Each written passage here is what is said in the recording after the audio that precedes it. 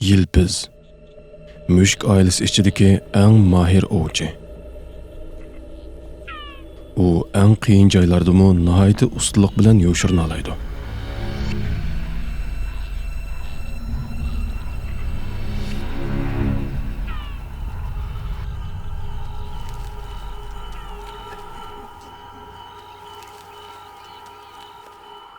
Azgalning tikqirlari uning o'ljisini paylash o'rni.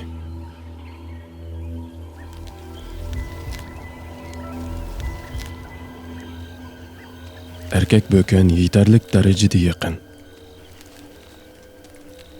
Ammo u bir qadar cho'ng. Ovlash undoq oson emas.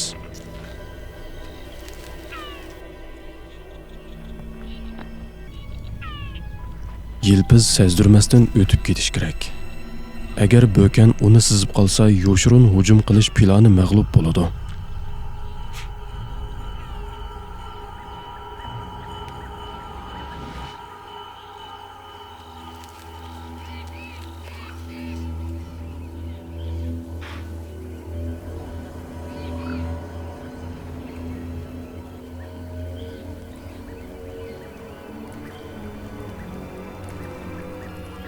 Asta-asta. Ovni g'alaba qilish uchun o'tlayotgan böken ichidan eng muvofiqini tepish lozim.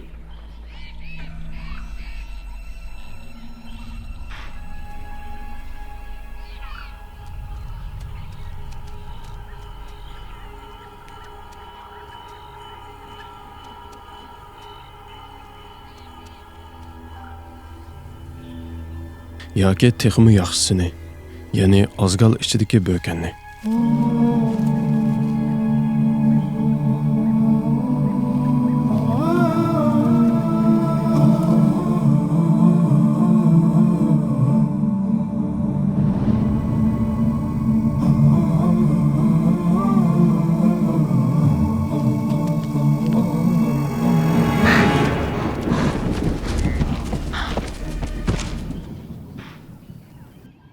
To'limi afsus.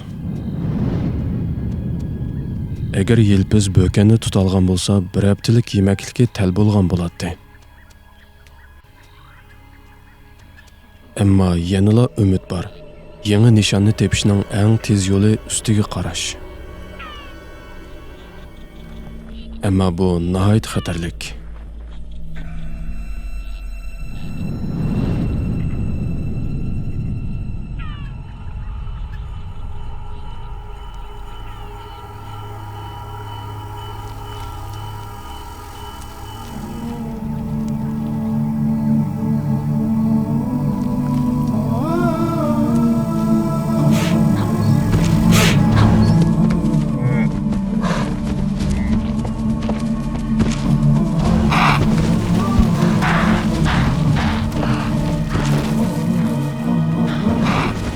Saatiga 65 kilometrlik tezlikda birli sakrash bilan hamma jarayon faqat 6 sekundda tamomlandi.